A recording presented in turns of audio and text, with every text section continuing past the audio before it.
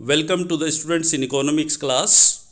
और आज इस इकोनॉमिक्स की क्लास में हम ये टॉपिक लेंगे एनवायरनमेंट, पर्यावरण।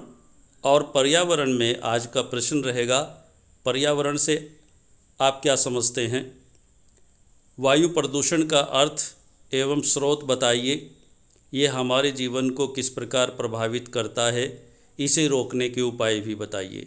तो आइए सबसे पहले समझें पर्यावरण से हमारा क्या अर्थ है। पर्यावरण अंग्रेजी भाषा के एनवायरनमेंट शब्द का हिंदी रूपांतर है। यह दो शब्दों परि आवरण से मिलकर बना है।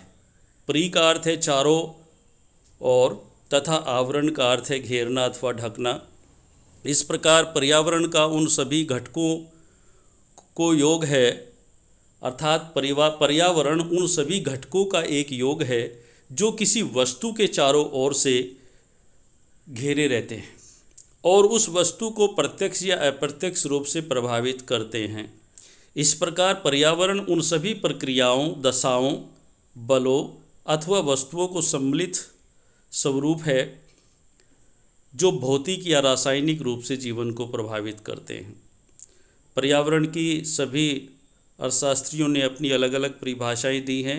यहाँ कुछ जो मुख्य परिभाषाएं हैं उनमें ए फिटिंग के अनुसार जीवन की परिस्थिति के संपूर्ण तथ्यों का योग पर्यावरण कहलाता है। सोरोकिन एक दूसरे अर्थशास्त्री हुए हैं।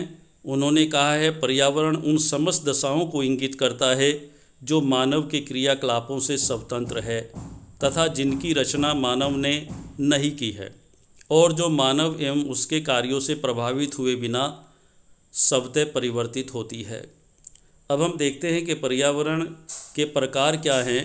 पर्यावरण दो प्रकार का होता है, एक भौतिक या प्राकृतिक पर्यावरण और दूसरा होता है सांस्कृतिक या मानव निर्मित पर्यावरण।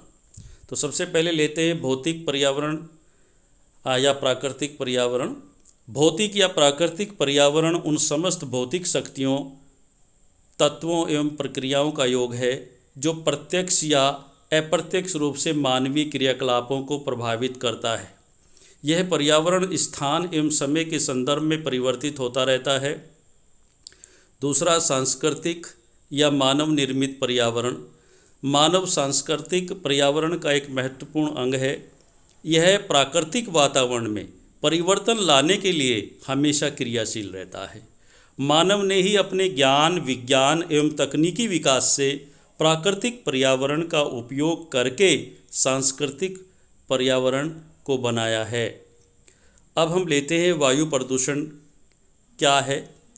तो वायु प्रदूषण का अर्थ लेते हैं, ऑक्सीजन को छोड़कर वायु में किसी भी गैस की मात्रा संतुलित अनुपात से अधिक होने पर वायु सांस लेने की योग्य नहीं रहती। अतः वायु में किसी भी प्रकार की गैस वृद्धि या अन्य पदार्थ का समावेश वायु प्रदूषण कहलाता है। विश्व स्वास्थ्य संगठन के अनुसार वायु प्रदूषण को ऐसी परिस्थिति के रूप में परिभाषित किया जा सकता है जिसमें बृहा वायुमंडल में ऐसे पदार्थों का संकेंद्रण हो जाता है जो मानव और उसके चारों ओर विद्यमान पर्यावरण के लिए हानिकारक होते हैं। इसके स्रोत क्या हैं? मनुष्य अपनी आवश्यकताओं की पूर्ति के लिए प्राकृतिक संतुलन को बिगाड़ता है। एक ओर तो वह वनों को काट डालता है तथा दूसरी ओर कल कारखाने, औद्योगिक संस्थान आदि चलाकर वायु में कार्बन डाइऑक्साइड की मात्रा ही नहीं बढ़ाता वरन नाइट्रोजन, सल्फर आदि अनेक तत्वों के ऑक्साइड्स भी वायुमंडल में मिला देता है। इसके अतिरिक्त मोटर गाड़ियों, कार, विमान आदि से अनेक प्रकार के हाइड्रोकार्बन्स तथा विषैली गैसें निकलती हैं। इन सब के परिणाम स्वरूप वायु प्रदूषण बढ़ता जाता है और वो वायु मानव जीवन के लिए विषैली होती जाती है। अब वायु प्रदूषण से क्या प्रभाव पड़ता है लोगों पर?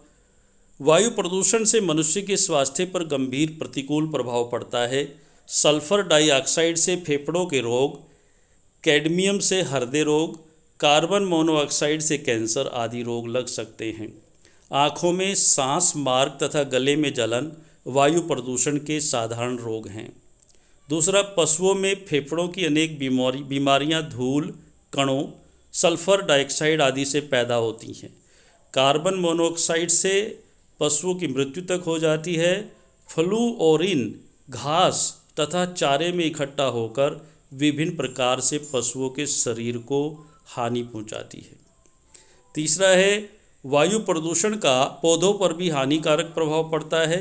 सल्फर डाइऑक्साइड पत्तियों में स्थित क्लोरोफिल को नष्ट कर देती है। वायु प्रदूषण के कारण पत्तियां आंशिक या पूर्ण रूप से झुलस जाती हैं। वायु प्रदूषण इमारतों, वस्त्रों आदि पर हानिकारक प्रभाव डालेगा। हाइड्रोजन सल्फाइड के प्रभाव से जो भवन होते हैं, उनकी दीवारें होती हैं, वो काली पड़ जाती हैं। अब हम देखते हैं कि रोकथाम इनकी कैसे की जानी चाहिए। उसमें सबसे पहला है, प्रत्येक बस्ती में पर्याप्त संख्या में पेड़ पौधे लगाए जाने चाहिए तथा वनस्पति उगानी चाहिए। जिन घरों में अंगीठी आदि जलाई जाती है, वहाँ धुएं के निकलने की उचित अवस्था होनी चाहिए। इसके लिए एक ऊंची चिमनी लगाई जानी चाहिए। मकानों को यथासंभव सड़कों से दूर बनाना चाहिए तथा मकान में सूर्य का प्रकाश आने की उचित व्यवस्था की जानी चाहिए। यानी मकान में सूर्य का प्रकाश आता रहे, इसकी भी व्यवस्था होनी चाहिए। छठा, खाली भूमि नहीं छोड़नी चाहिए, क्योंकि खाली भूमि से धूल उड़ती है जो वायु को दूषित करती है। यदि घरों में पशु पालने हों तो उन्हें निवास से दूर रखना चाहिए। इससे गंदी गैसें घर में एकत्रित नहीं हो पाती। नेक्स्ट है, औद्योगिक संस्थानों तथा कारखानों को बस्ती से दूर स्थापित करना चाहिए।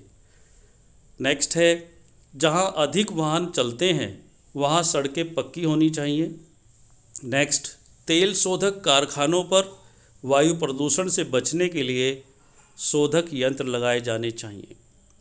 और लास्ट है, जनमानस में जागरूकता लाई जानी चाहिए।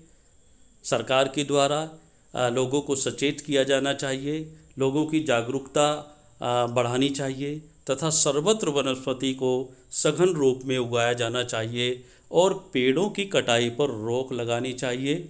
ये सब सरकार के द्वारा किया जाना चाहिए, तभी हम अपने वायुमंडल को अच्छा बना सकते हैं और वायु प्रदूषण से बच सकते हैं।